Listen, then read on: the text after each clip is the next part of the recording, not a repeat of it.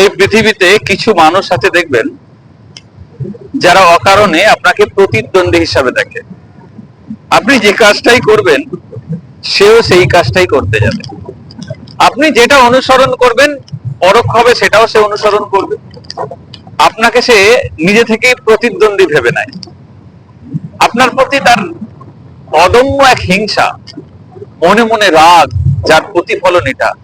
আপনি যাই কাজ করুন সেটাও সে করতে যাবে, আপনার নামে কুৎসা রটাবে, বদনাম করবে। আপনার সুনাম যাতে অক্ষুণ্ণ না থাকে সেই চেষ্টা সে আপ্রাণ করবে। এটা কিন্তু ঘটে।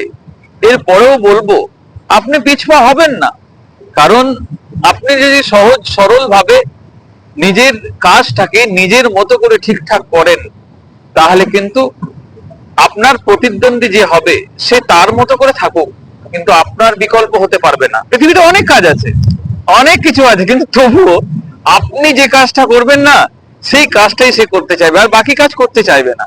এরপরেও আপনি আপনার কাজটা ঠিকঠাক করলে দেখবেন সে পথেই হঠাৎ করে কোথাও কোথাও অদৃশ্য হয়ে যাবে।